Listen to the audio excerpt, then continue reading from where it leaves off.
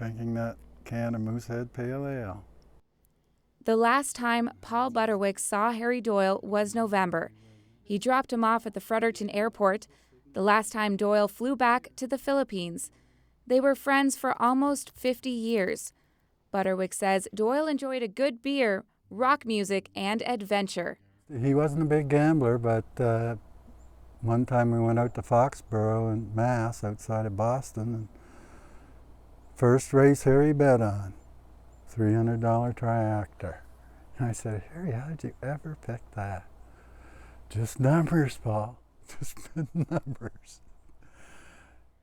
That would be Doyle's last trip home. He was shot 5 times on Sunday at a beach resort in the southernmost region of the Philippines.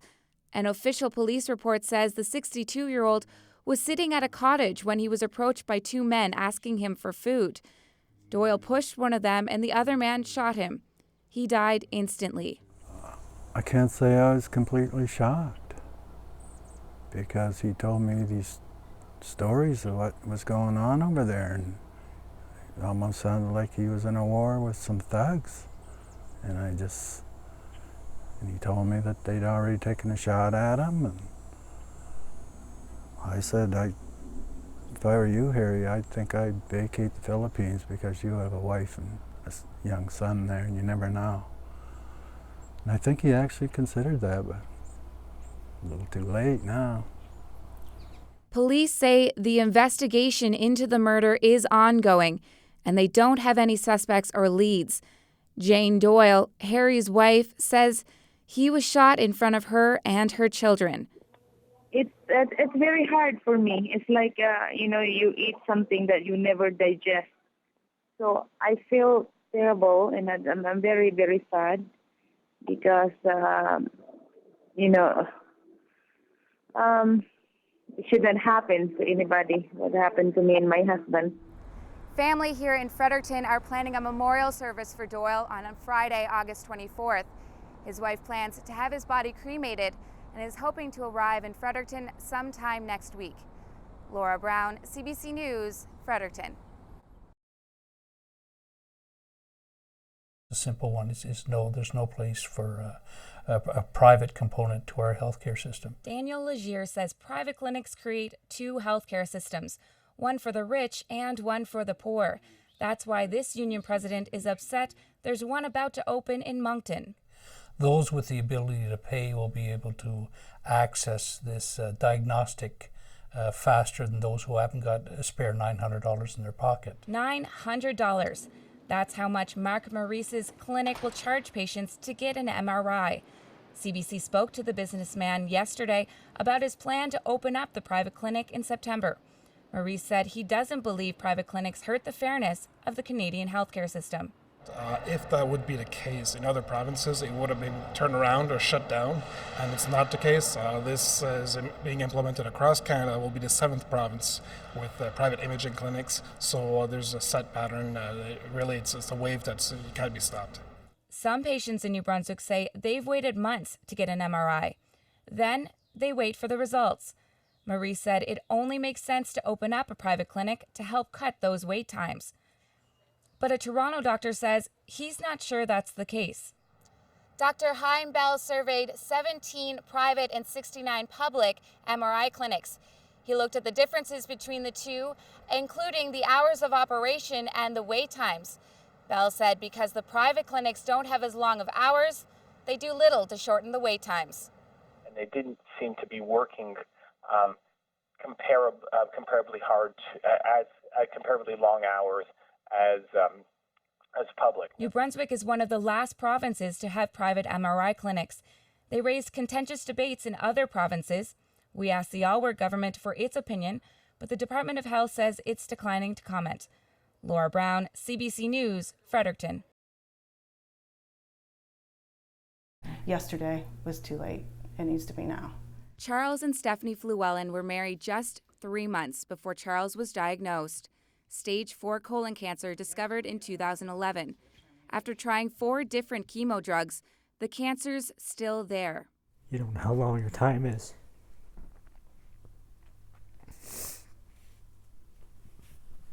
The Fluellings are now looking at other chemo options. Their doctor told them about one, a drug called Erbitux, but it costs $70,000 a year.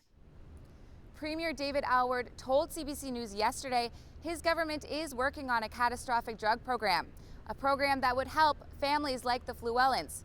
But he said he doesn't want to put a date on when it will be finalized. This past year, there's still a deficit of over $250 million. There was still, because of capital construction, more than $400 million added to the debt.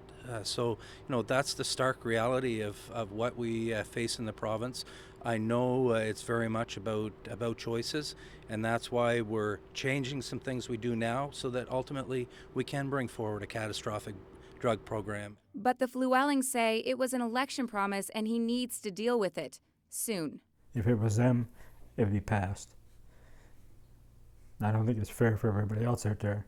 How many people got to die before this is passed? The couple are preparing to take on the cost themselves. They've started fundraising, but they say turning to the community is not what they should have to do. Extremely angry, extremely maddening, extremely frustrating. Because you never know, like maybe this drug is the one. Laura Brown, CBC News, Fredericton. The house got flooded. Danielle Burgoyne remembers the day it happened. The 7-year-old is autistic.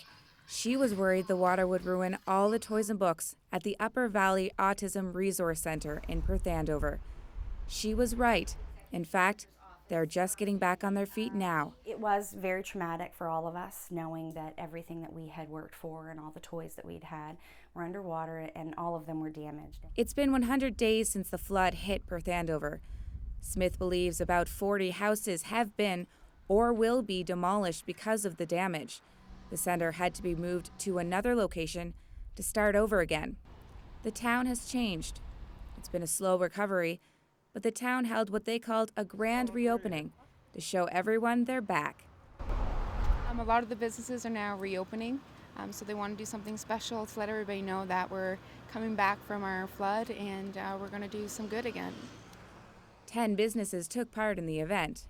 So I've been talking to other business owners in town, and we feel that it's a good initiative for the town to take, to let the people outside the community know that we are fully back in force. There's still some things to work on. As a town, there's still some things that we gotta, struggle with the government to get things going. But overall, I think, most of the businesses are back and operational, and those that aren't are striving to be there. Danielle's mother, Joyce Burgoyne, says the flood took away a lot, but it was the center she missed the most. Its official reopening is on Tuesday. It's just we have a place to go and play and a place where you don't have to worry what your kid is doing because everyone understands. So it's a big sigh of relief that the center is open again. People say the town still has a long way to go. Some businesses still haven't reopened and houses had to be demolished because of the damage. But today was a day of looking back at how far Perth Andover has come since the flood. Laura Brown, CBC News, Perth Andover. She didn't know if she'd make it to her 26th birthday. But now that it's here, Heather McGuinness is ready to party. After being in Toronto for 5 months fighting for her life, McGuinness is back in Fredericton, ready to embrace it. I haven't had, a really fun birthday in a few years. I've been in the hospital, I've been sick, whatever. So this will be my first big hurrah in a while. There was a time we didn't think this was going to happen, but she come through it quite well. She's a fighter and she fought right to the end. McGuinness has lived with cystic fibrosis all of her life. The disease causes a thick mucus buildup in the lungs. It made her feel as though she was drowning. It was in December that she was told it was time to get a lung transplant. After 2 months, a match was found. In February, McGuinness got herself some new lungs. Her doctors say the surgery was in the nick of time. I was in and out of ICU. I knew I was dying. I knew that. That's not an easy thing to know. And I think my family knew that, but none of us wanted to say anything to each other. I didn't say anything, they didn't say anything. We just kind of hoped for the best. But I was at the point where I didn't think I was going to make it to a transplant. Now, McGuinness's lung capacity is at 64% and getting better. She wants to tell other transplant patients how to deal with their conditions and help them come to terms with organ donation. It's not easy because you know somebody else has to die for you to get it, and that's not an easy thing to hope for. I'm very grateful to my organ donor and their family. You know, it can't be easy in that moment where you lose somebody you love to say, yeah, sure, take their organs, you know. She's not in the clear yet. McGinnis has to go to the hospital once every 2 weeks and head to Toronto 4 times a year. She also has to stay away from dust, direct sunlight, and alcohol. But tomorrow night, McGinnis will celebrate her 26th birthday at home, something she hasn't done in 5 years. Laura Brown, CBC News, Fredericton. Colleen Taylor says she noticed this beaver dam was drained early last week. The dam sits right next to the New Maryland Highway. It was a couple days later when Taylor says she saw 2 dead beavers on the highway next to the dam. She started to question why the dam had to be destroyed. Because I'm aware that when developments move in and encroach on nature and its inhabitants, there are steps to be taken, and this was just so sudden and needless. The land off the highway is part of the UNB woodlot, but land this close to the road is actually owned by the Department of Transportation. Regardless, a permit is needed to remove any dam wherever it is. Graham Forbes is a University of New Brunswick wildlife professor and uses the woodlot as his classroom. He says the permits are necessary because beaver dams can be a safety concern. The concern from the point of view of infrastructure is you don't want that much water up against the embankments because it'll start to undercut. And the culvert was blocked at that end and the culvert was blocked at this end, plus that exit. So you create a problem with not only undercutting the road and the expense, but also the danger to the road. And if someone went off the road and into that deep water, it could be a problem. Still, it's unclear whether a permit was issued in this case, and if so, to whom. And the most important question for many, what happened to the beavers? So what happens is when the Department of Environment issues a permit for the removal of a beaver dam, the first protocol is to try to live trap the beavers and take them to another area. Now in this case, we're not sure how it was handled. On the other side of the road, I noticed the beaver had died, so yeah, and somebody moved it over in the grass on this side of the road now.